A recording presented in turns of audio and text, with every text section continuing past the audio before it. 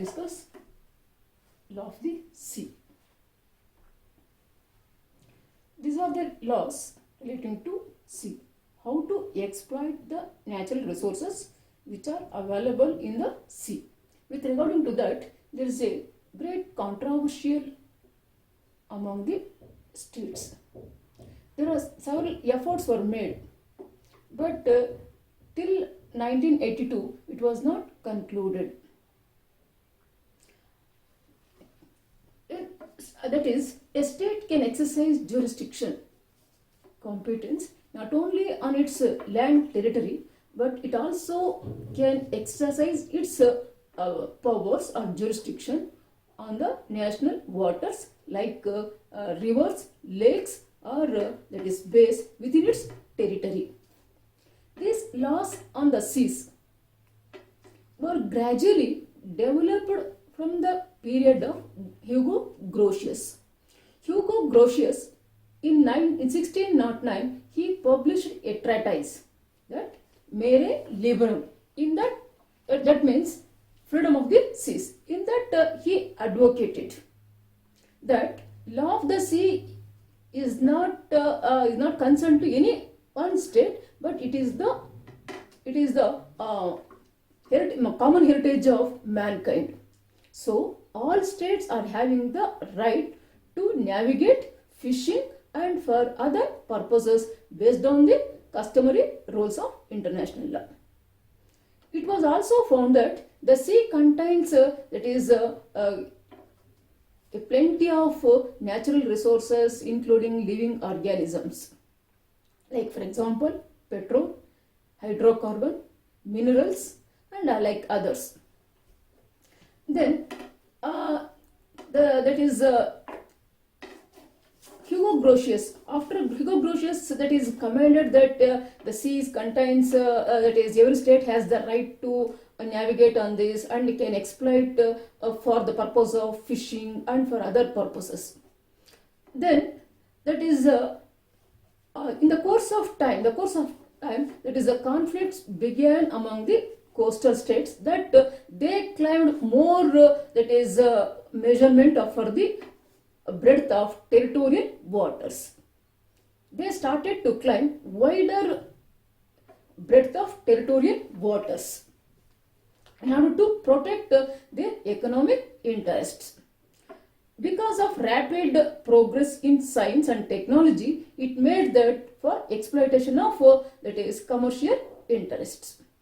For that, since 1930, there are several attempts were made in order to codify the laws relating to laws of sea, but it was failed to reach unanimous opinion with regarding to law of the seas. In 1945, for the first time, the President of USA, Truman, who proclaimed that is United States of America has jurisdiction over the natural resources of subsoil and seabed of continental shelf to the coast of USA. When he proclaimed about the continental shelf, that the USA has having the jurisdiction over that, other states also declared that they are also having jurisdiction over the continental shelf and including seabed and subsoil of their territories. Again, in 1958 and 1960, then conventions were held. The conventions are Geneva Convention on the Law of the Sea 1958 and 1960, where several laws were discussed, but it was not concluded with regarding to continental shelf, territorial sea, contiguous zone. But it was in two conventions it was failed to achieve unanimous opinion among the states. Again, ultimately in 1982, under the auspicious of United Nations Conference on Law of the Sea 1982. Is the third conference in which the states unanimously agreed that these are the state can exercise law of the sea over 12 nautical miles with regarding to territorial waters, 24 nautical miles with regarding to contiguous zones and 200 nautical miles with regarding to continental shelf and exclusive economic zone. And the high seas are open to every state.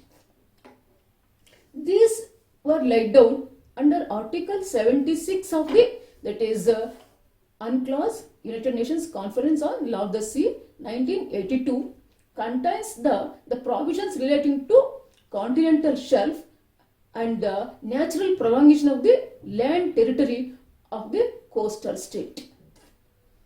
This is about, that is what is the introduction with regarding to law of the sea. Now we'll go with what is called as maritime belt or territorial sea. Maritime belt. Maritime belt or the territorial waters, it is an adjacent to the coastal state. The coastal state is the state which is near to the sea, that is territorial waters or the national waters. The coastal state being a sovereign state, it can exercise over the territorial waters not only with the, that is the internal waters and also airspace and seabed and subsoil. Then, with regard to the problem of that is breadth of territorial waters, which was arised with regarding to these territorial waters. From where, that is the state, the coastal state can exercise its jurisdiction now to exploit that is natural resources of the sea. For that, there was certain controversial arguments began. It is a problem with regard to the limitation of breadth of territorial waters. In ancient time, there were controversial with regard to this breadth of territorial waters. That is, even customary international law did not lay down any rules relating to the breadth of territorial waters, means from where the coastal state can exercise its jurisdiction in order to exploit the natural resources under its territorial waters. According to Bankershock,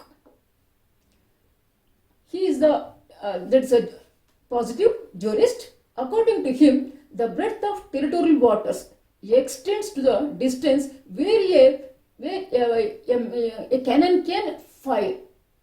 That is where a gun can fire. That is the distance which can be maintained for the breadth of territorial waters.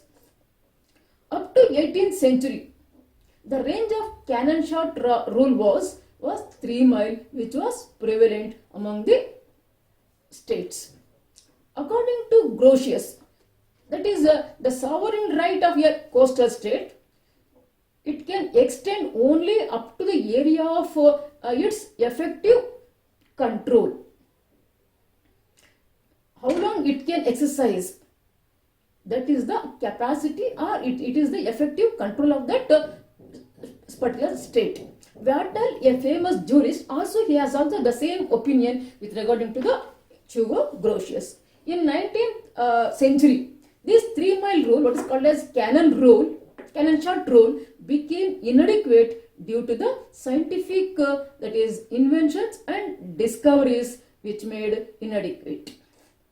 For that, there is a need for that is the measurement for the breadth of territorial waters. Even as there is no fixed that is breadth of territorial waters, different countries claimed on the territorial waters in different measures. There were 2 conferences which were held, already said, that is the Geneva Convention 1958 and 60. Even in that, it was failed. But in 1960, America presented a comprehensive compromise rule with regarding to the breadth of territorial waters, that is 6 mile rule for the purpose of that is breadth of territorial waters, and beyond that 6 miles, again for 6 miles for the purpose of that is fishing. That is pursuant to this American rule. Then Chile, Peru and Ecuador, they claimed that is territorial waters extending up to 200 nautical miles. Again, even India also, that is also claimed for a 3-mile rule, but there was no, that is unanimous rule found in this 1960 convention. Again, it was failed. But the customary rule which was found with regarding to the Anglo-Norwegian fisheries case, it was found that is no state is free to fix the breadth of territorial waters, because it is a customary practice of the, that is, states. For that there was no, that is a definite rule with regarding to the breadth of territorial waters. Finally, it was signed in under the, that is, auspices of United Nations Conference on Law of the Sea 1982. It is unanimously found that is a coastal state has the right to establish the breadth of territorial sea up to 12 nautical miles from its baselines. It is the maritime belt, or what is called as territorial waters. Then, what are the rights and duties of the coastal states in these territorial waters? That is, a coastal state has the exclusive right to appropriate natural resources, which are like fisheries and resources of the seabed and subsoil, like carbon, that is hydrocarbons, otherwise oil, and that is fisheries and other non-living organisms. Thus, coastal state can make laws and regulations with regard to navigation and transport. It can make any laws with regard to navigation. Then it can also make laws for the safety of navigation, laying of cables, pipelines, and for the conservation of living resources, for preservation of environment, and for prevention of, that is control of pollution. Then it can also suspend the innocent passage over its land. If any state indulge in any illegal acts, then it can also punish with that state. Then there is one more duty bound by the coastal state. The coastal state has to give proper publicity of any danger which lies in its territorial waters. This was already discussed in the Corfu Channel case, that is the dispute between Albania and that is UK. Here in that case, it is the ICJ held that Albania is held liable for not informing the United States of America while passing through that territorial waters, because Albania has laid down certain cables and cables and pipelines in its territorial waters, but it was due to not giving information to the British ship. For that, that is explosives were explosive substances which were exploded as a result of that. British ship was got damaged and people were died.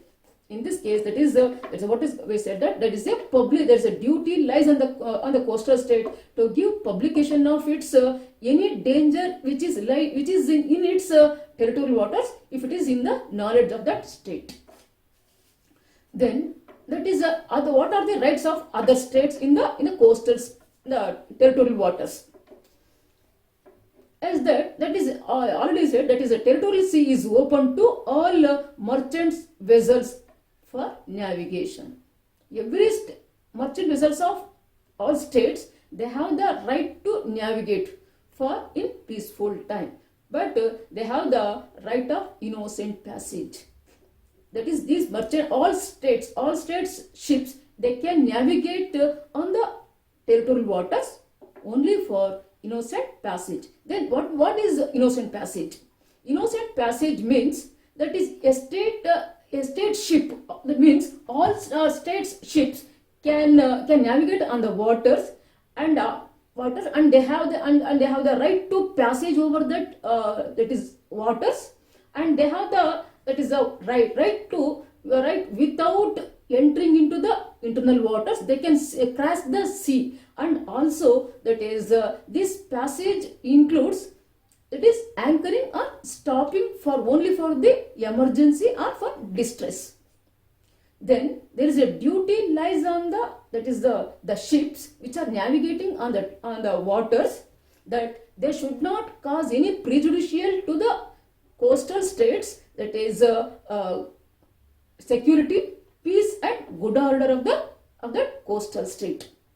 This is what is called as innocent passage. That is, a passage is innocent. How long means how long it is not causing any injury or harm to the coastal states, peace, good order and security. This is completes what is called as territorial waters or maritime belt. Any doubt in this? Then we'll move this contiguous zone. What is meant by contiguous zone? Contiguous zone means it is a part of the sea which is beyond territorial waters. A coastal state, it cannot exercise sovereignty over these territorial waters, but it can control the other ships for the purpose of, that is right to collect revenue. It can prevent infringement of customs, fiscal or immigration or sanitary regulations within its territory. It can make any rules, but also that is contiguous zone, it can extend up to 24 nautical miles only. This is contiguous zone. It is only maybe for short note or may not be. But here the main question is with regarding to, that is what is maritime belt, what are the rights and duties of the territorial sea or maritime belt. Next we'll go with what is called as continental shelf. Continental shelf. Continental shelf, again it is a part of the sea which is beyond that is territorial waters, and it is a shallow of the sea, and it is extended, that is a natural prolongation or geographical boundaries which are prolonged up to 200 nautical miles. The state can extend its right up to 200 nautical miles, or what is called as that is natural prolongation. This article 76 of the law of the sea, third law of the sea, that is, it defines that is a continental shelf means it is a seabed and subsoil of the submarine areas. Seabed and subsoil of the submarine areas that extend beyond its territorial sea throughout the prolongation of its land territory to the outer edge of the continental margin or to a distance of 200 nautical miles is the definition which is given under Article 76 of the 1982 Convention. Continental shelf is nothing but it is a part of the sea which is beyond territorial sea, and this is it is a seabed and subsoil of the submarine areas. This area which was prolonged throughout its land territory to the outer edge of the continental margin, or that is that natural prolongation of that geographical conditions extended up to 200 nautical miles, a state can exploit for, that is, natural resources for the purpose of that is a production of current or the that is current or waters and for other purpose. Then we go with what is called as North Sea continental shelf case. It is a one case most important with relating to continental shelf.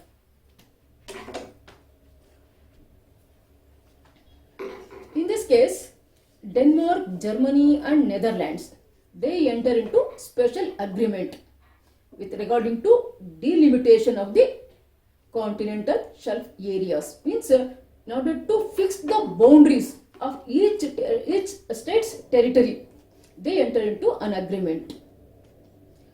and they could not get agreement with the states, and they referred that disputes with regarding to ICJ.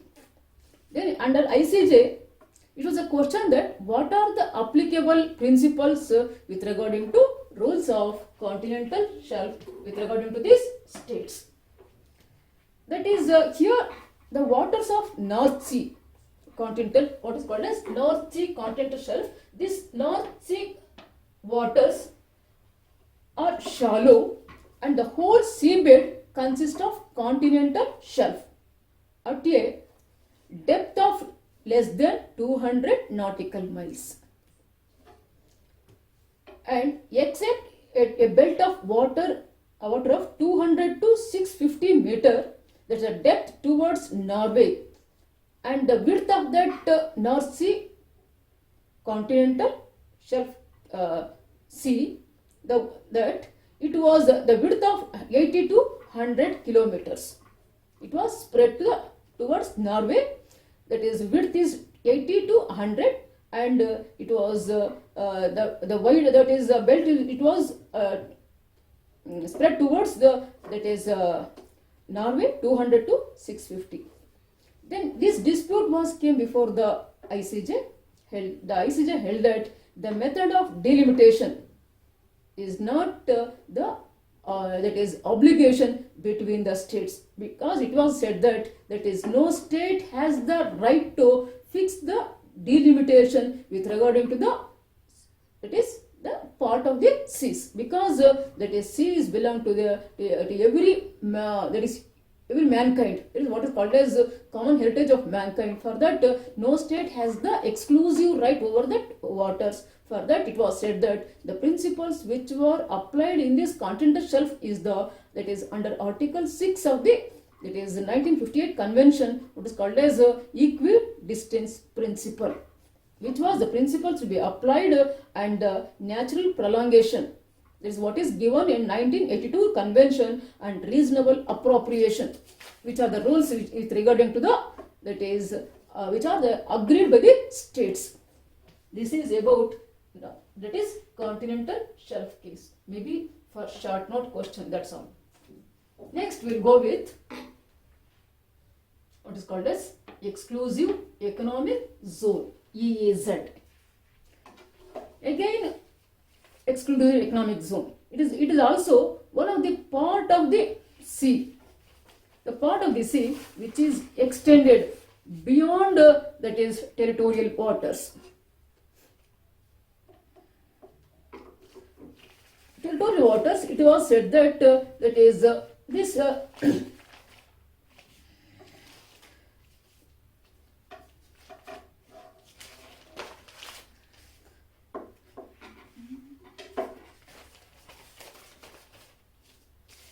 Article 55 of the Law of the Sea 1982 deals with EEZ. EEZ, Exclusive Economic Zone, means it is an area beyond and adjacent to the territorial sea. It is adjacent and beyond the area of territorial sea. Then it is extending up to the 200 nautical miles from the coastal baseline. A state can exercise its jurisdiction from its baseline up to 200 nautical miles for the purpose of what is called as fishing purposes. That is what is called as Exclusive Economic Zone. That is when the state is depending on the sea for the purpose of economic interest. For that, limits for delimitation with regard to sea was fixed in this convention was 200 nautical miles. A state can exercise from its baseline, subject to the rights of other states. Article 56 of this convention EEZ, it is dealing with the rights, jurisdiction and duties of the coastal state. It is here a coastal state is being a sovereign right for exploring and exploiting, conservation and management of that is natural resources of the seabed and subsoil for the purpose of that is production of energy from the water and currents and winds. For this, that is the coastal state is having the right. Then with regard to the jurisdiction, that is the coastal state can establish and it can make use of that land waters for the purpose of that is used for that artificial islands installation of that is cables and pipelines and for the purpose of artificial structure and to conduct marine scientific research and protection and preservation of it is marine environment. In that the coastal state is having the right to make use of that that is waters for that purpose. Next that is other states are also having the right over this exclusive economic zone. That is what I said, that is apart from 200 nautical miles of the coastal states, all states are having the right to navigate on the waters, and they are also having the right to overflight and laying cables and that is pipelines on the waters. This was that is the rights of the coastal state in exclusive economic zone. Next, what is that? High seas. High seas. High seas means that is it is called as open sea. It is the seas are open to all states, not only for navigation and for other purpose also, that states can navigate and can make use of that seas.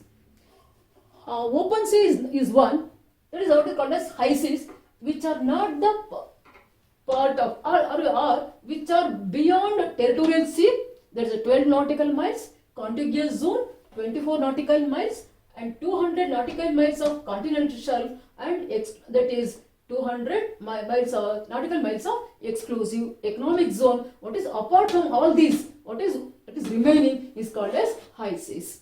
On this high seas, that is all states, maybe a coastal state or maybe that is a landlocked state or developed state or any state, can ships can move or can that is navigate on the seas, and they are also having certain rights with regarding to the waters. That is high seas is reserved only for the purpose of peaceful purpose, and what is called as freedom of high seas. There are freedom of high seas means that is the states are having the right to freedom of navigation. They can have the right of overflight, and they can also lay down cables, pipelines, and freedom of construction of artificial islands and other artificial installations, and freedom of fishing and what is called as scientific research. These are the freedoms of the high seas which are available not only for the coastal state and also for other states also. Today we are discussing about extradition. What is meant by extradition? Extradition means whenever a person commits a crime in one territory and ran away to another country now to get shelter, unless there is a treaty agreement between two states that the state on which he committed crime and the state which received on the request of the that is accused,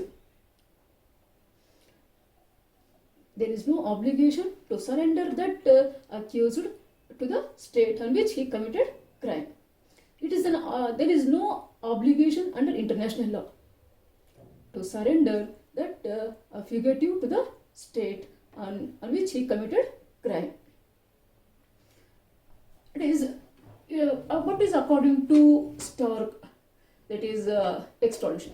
extradition means it is a process of surrendering an accused by the received state to the demand of a state on which he committed crime, unless there is a reciprocal agreement between two states. That is, the accused cannot be surrendered to the state. That is, there is a reciprocal rights and duties between states. That is, the state which grant asylum. Asylum is nothing but that is a granting of shelter and active protection in another territory. Okay, that is unless that is the state is having the right to surrender and demand to request.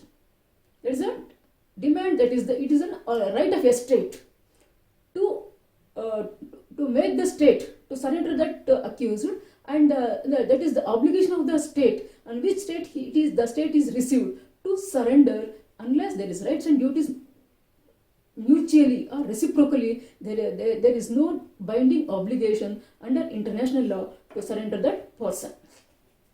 Why it is necessary means whenever a person commits crime and ran away to another country in order to get shelter or in order to escape his punishment, in such circumstances the state becomes that is unable to punish that person. For that it requires that is the another state to surrender that person. Unless there is international cooperation between two states, the person cannot be punished. It is also on the basis of that any person who commits crime, he should not go unpunished. On this principle, that is the extradition was recognized under international law. But already said that is there is no obligation in international law to surrender that fugitive unless there is any injury caused to that state, the state which received. Then that is under international law. For that that is extradition is only a process, surrendering of an accused on the request of the receiving state, on the request of the state which he committed crime, and it is on which the state the person who has received. It is unless there is a treaty agreement, it cannot be called as it is extradition, or the state which received, there is no obligation to submit to the state where he committed crime. For that, there are certain essentials with regarding to, that is essential conditions to be fulfilled in order to constitute extradition. First one, non-extradition to political crime, military and religious crimes. In order to make extradition, whenever a person who has committed a crime, in order to submit that person to a state on which state he has committed crime, that crime must be an ordinary crime. Then only that is the person can be extradited. It is a rule under international law that if any political crime committed by the accused, that person cannot be surrendered to the state in order to punish that person. That is, one is non-extradition to the political crimes. Second one is that same type, that is the military crimes. If any person commits any military crime other than ordinary crimes, he cannot be extradited. Third one is religious crime. Religious crime also that whenever a person commits any religion, that is crimes relating to religion other than ordinary crimes like theft or like that is kidnap and those. That is ordinary crimes which are made in that in the Indian Penal Code. What we already observed that for that the person cannot be extradited. We'll see that is non-extradition or extradition cannot be allowed to the political crimes. For example, in this case, what is called as re-Castioni. In this re-Castioni case, the Castioni was a national of that is Switzerland. In this there was a political dissatisfaction in Switzerland. In such situation, that is Castioni along with an armed that is rebellion, the crowd who who attacked the municipal palace in Switzerland, and thereby he killed, that is Recastuni, killed one state council. And it was also proved that at the time of that the person died, the gunshot was made by Castioni. It was clear evidence that gunshot was made by Castioni. For after that committing that murder of that municipal council, Castioni ran away to England in order to get shelter or to escape punishment. Then the matter, that is after that, the Switzerland has requested England to extradite Castioni in order to punish that person. But the Queen's Bench held that is the offence which is committed by Castioni is a political crime, and for that he cannot be extradited. In this case, what is it is amounted that is extradition is only can be granted to the ordinary crimes and not to the political crimes. One more case we'll go with that is non-extradition to the political crimes. Remunier case. In this case, Remunier case, that is accused who was an anarchist, means he has no interest in any political parties. He was made allegation that is otherwise he was charged against he has responsible for causing 2 explosives in the Paris cafe and 2 barracks. He has exploded in Paris cafe and 2 barracks was exploded. For that, after that, he ran away to England in order to get shelter. For that, France demanded extradition to this Remunier. Then it is the accused, Munier, he contended that he committed political crime. For that he could not be extradited. But that is the English court held that it is not the political crime which committed by the Munier, but because he is not interested, because he is not interested in any political parties, and he was a anarchist. In order to constitute a political crime, there in that state there should be more than 2 parties, and each party is to establish in order to establish their government against each other. In such cases, it amounts to political crime, but in this case, it is not the political crime committed by Munier, but it is only an ordinary crime. For that, he is extradited to France. Then, third one is what is called as rule of speciality. It's the fourth essential. First one is non-extradition to political crimes. Second one is non-extradition to military crimes, and the third one is non-extradition to religious crimes. Fourth one, if we take like this, that is rule of speciality. Rule of speciality means, in this case, that is for what purpose the state is seeking extradition. For that only the accused is to be punished, not for any other offence. What is called as rule of speciality. In this case, it is US versus Rouger. Rouger was a US national. He murdered a fellow servant in US ship. After that murder, he ran away to England, again in order to escape his punishment. USA requested England for extradition, but he was granted for extradition. Then here in America, Rouger was prosecuted not for murder but for grievous hurt. Again, this matter came before the U.S. court, that is Supreme Court. The Supreme Court of U.S. held that is for what purpose the person is sought for, that is extradition. Only for that purpose it is to be prosecuted, not for any other purpose. That is what is called as rule of speciality. That is here, in this case, that is the US national is to be prosecuted for the purpose of murder, not for grievous hurt. But here that is the court, that is here the person has made, that is he has punished for the purpose of that is grievous hurt and not for murder.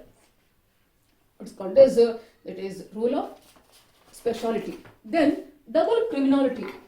In double criminality, in that is a crime committed by the accused must be a crime in both the countries. In both the countries means where he has committed a crime in that country, plus in which state he has received as a refugee, political refugee. In that country, that crime must be treated as a same crime, and in both the states must be that crime must be a punishable offense.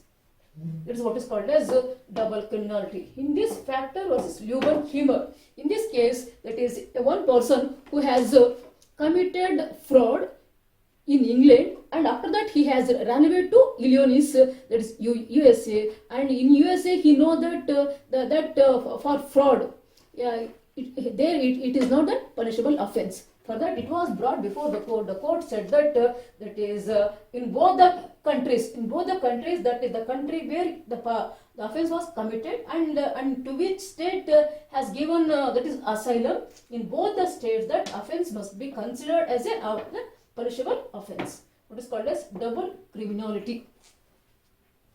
Then we'll go with Indian cases with regarding to Dharmatejas and Savarkar case. We'll discuss with the Dharmateja's case. In this Dharmateja's case, that is Dharmateja, who was a managing director of the Jayanti Shipping Corporation.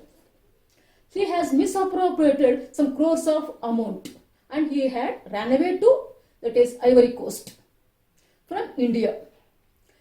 Then he filed, that is he fled from one country to another country in order to escape the punishment. After committing crime in India, he ran away to first to that is Ivory Coast. Then after that, again he has ran away to another country in order to escape punishment. When he was in England, for the purpose of that is escape that punishment, that is India has requested England to surrender that manager. That is, as there was a treaty agreement between both India and England, England has accepted the request of India, and he was submitted to the Indian territory, and Dharmateja was punished for the misappropriation of money in India. But he was not surrendered by Ivory Coast because Ivory Coast said that there was no treaty agreement between both the states. For that, that is Ivory Coast has refused to surrender Dharmateja to India. This is the case with regarding to that is extradition. Any doubt with this? This is only one question in this what is called as what is extradition and what are the essentials of extradition. Only 5 essentials. Already said. One is extradition is not allowed, or non-extradition to political crimes, non-extradition to military crimes, and non-extradition to religious crimes. Then fourth one is that is rule of speciality and double criminality. These are the 5 essentials, followed with case laws, that is Recastuni, Remunier case, Dharmateja's case, Savarkar case, and you can refer even that is the fresh, which is now it is going on. It is VIJAYALAKSHMI's case. It is India and England. You can also refer any case laws. Asylum means, last class what we have discussed, it is the shelter and active protection which is extended to a political offender or political refugee by the state which it admits a fugitive. It is that where extradition ends, there begins asylum. For that is already said, there is no duty lies in international law to extradite the political offender to the state where he committed crime, unless until there is it is what is called as a treaty agreement. In this case, asylum is a shelter and active protection which is extended to a political refugee by a state which admits on its territory. That is, the shelter means here it is not the mere shelter, but it is more than temporary refugee, because the political offender has to be taken care as an intern or what is called as surveillance by the state which admitted. For that is, it requires a degree of active protection on the authorities who control over that political refugee. For that, the asylum, it is according to Article 14 of the Universal Declaration of Human Rights. It is the right of every state, every that is citizen, every national or the person to seek asylum in any state from prosecution. It is not an obligation on the state to give or to grant asylum, but it is only the right. Otherwise, it is the discretion of the state to grant asylum on the humanitarian ground, and it is not the bounded duty of any state to grant asylum. Again, it is the competence or capacity of a state to allow the alleged offender on its territory under its protection and subject to certain, what I already said, that is the surveillance, and that subject to that is the offender has not committed any injury, or the state which is admitting does not commit any dangerous act on its territory.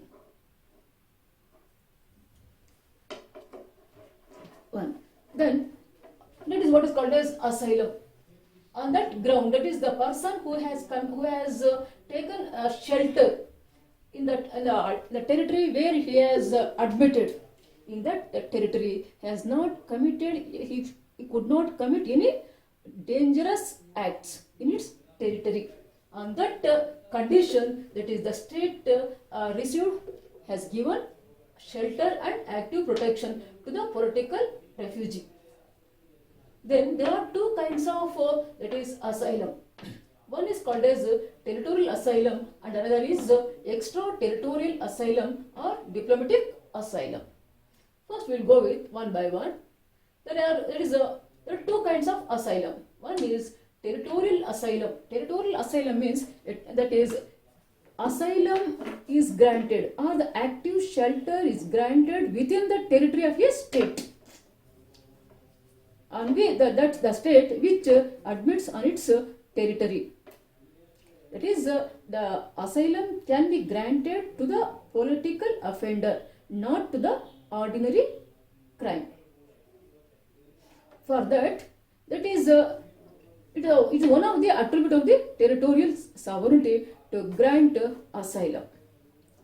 In this case, that is, when a state has granted, it is asylum within the territory, within its own territory, what's called as territorial asylum. This can be explained through, that is, Dalai Lama and his Tibetan followers. In this case, Dalai Lama and others, they were that is frustrated and tortured by the repressive policies of China. For that, they fled from China and fled to India, and they sought for a political refugee in India. India has granted asylum as an indication of its territorial supremacy. But China protested the grant of asylum to these Dalai Lama and his followers. But India has held that it is a liberty to do anything on its own territory. that is subject to that is without reference to any wishes of any state, as long as the acts are not causing any injury directly to the other state. For that, it has the right to receive and that is giving hospitality to refugee. It was held at what is called as territorial asylum. On this ground, that is India has held that it is the discretion of the state. Because of territorial supremacy, it can grant asylum in its territory, subject to that it is the state is not causing any injury directly to the state of another. Because it is the liberty and it is one of the attribute of territorial sovereignty of a state. Already said, sovereignty is the inherent character of the state. Second, extraterritorial asylum or diplomatic asylum. Diplomatic asylum or extraterritorial. That is the asylum which is granted by the state outside its territory. Either maybe in its that is in its embassy's premises, or maybe public vessels, or maybe that is warships or merchant vessels or consular premises. What is called as it is extraterritorial or diplomatic asylum. Again, this extraterritorial asylum as classified into different that is kinds. One is asylum is in foreign embassies. One. Second one, asylum in consular premises, asylum in premises of international institutions, asylum in warships, and asylum in merchant vessels. The second kind. Now we'll go with extraterritorial or diplomatic asylum. First, in that first one is the asylum in foreign embassies. That is already said. Asylum can be granted to the political refugee in its territory, that is outside its territory, in the premises of that is embassy, or that is the is an ambassador in its ambassador place. In this case, that is a popular case with regard to this is the asylum case. This asylum case was between Colombia and Peru. The facts of this case, what is called as this case is the asylum case. In this case, there is a dispute arises between Colombia and Peru. In this case, Haya de la Torre, who was the national of Peru, he committed, that is instigated a rebellion, a military rebellion, and he ran away to, that is to Colombia in order to get asylum. That is Colombia has given asylum to the Haya de la Torre in its embassy's place, what is called as Limo. That is, a state can extraterritorial asylum are those, or diplomatic asylum as those, that is the asylum is granted by the state outside the territory, outside its territory, that is either in any of the place. In this case, Haya de la Torre was granted by, that is asylum was granted by Colombia to this person in its embassy's place, what is called as Limo. Then, for that is after that, because he is a Peruvian national, and he was Peru has requested Colombia to surrender that Haya de la Torre to its territory in order to punish that person. But Colombia was refused to surrender. For that, that matter was brought before ICJ, International Court of Justice. In that court, that is the court has to found that in this case, that is whether the Colombia has granted asylum, and it can claim unilaterally whether that particular crime as an ordinary crime or that is political crime. One. Second one is, that is whether here whether there is any obligation on Colombia to surrender to the state of Peru. Here according to that is this Colombia and Peru, they entered into treaty agreement with regarding to extradition. One is what is called as Pan-American Havana Convention and Bolivia Convention. According to Pan-American Havana Convention, asylum can be granted in a foreign embassy to a political offender who was the national of the territorial state. In this case, that is Haya Torre is a Peruvian national and he was granted asylum in the territory of in the embassy's place of Lima. For that, it was held that the court found that it is a violation of Havana Convention because according to this Havana Convention, that is asylum can be granted within 3 months of committed any crime. But in this case, that is 3 months had already passed after this suppression of the military rebellion. On that, he ran away to Colombia and he got asylum. For that, it is said that here in the same case, that is here Peru has failed to prove that Haya Torre has committed ordinary crime and he has committed ordinary crime. In that extent, it is failed to prove before the court. For that, it was held that is Colombia is not under obligation to surrender Haya Torre to Peru because there is it was the time which was given 3 months according to that treaty agreement. It was expired and that is what is given that is granting asylum. It was irregular asylum. For that that is outside this type of granting of asylum outside its that is outside the region which was just grown, it was irregular. For that there is no obligation on Colombia to surrender Haya Torre because this was the convention or this customary practice which was not that is observed by the outside the state. It is only confined to the region or the local limits only. For that Colombia is not under obligation to surrender Haya Torre to Peru. Second type of this extraterritorial or diplomatic asylum in consular premises. That is a state can grant asylum in its consular premises. Consular premises, you know that is also one of the diplomatic envoy, but consuls are different from that is diplomatic envoys. For that even in consular premises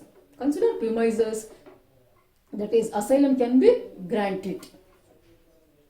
Third one, that is C, asylum in premises of international institutions. There is no rule in international law that international institutions has to grant that is asylum, but only in cases of temporary asylum can be granted in times of extreme danger or imminent violence. It can grant that is asylum in its premises, like international institutions or international organizations like WTO, that is specialized agencies. In that premises, they can grant asylum. Then next one is asylum in warships. That is asylum can be granted only in case of extreme danger to the life of the individual. That individual who is not a member of the crew, and one who takes refuge in the ship after committing certain crime on the shore or like political offense. On to that extent, that is asylum can be granted in the warships only with regarding to the individuals, not the members of the crew. Next one, last one, that is asylum in merchant vessels. In merchant vessels, asylum cannot be granted in merchant vessels for the local offenders. because these merchant vessels do not enjoy privileges or immunity from local jurisdiction. For that, there is no obligation on that is merchant vessels to grant asylum in its merchant vessels.